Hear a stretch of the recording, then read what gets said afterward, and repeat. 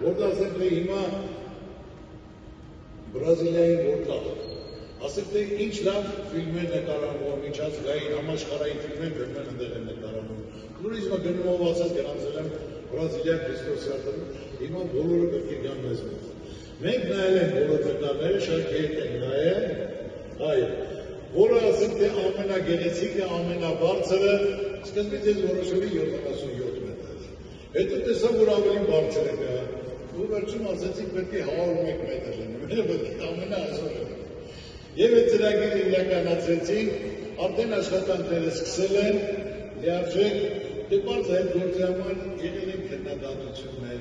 ոչ բոլորն են դա ընդունել, բայց եղել է, որ հանդիպել են քննադատություններ, ինչ վատ բան եք անում, ուզում եմ ասեմ, խոսել եք, հասկացել են, կամ որ ճիշտ առաջարկներ արել, ես նրանց ասենք թե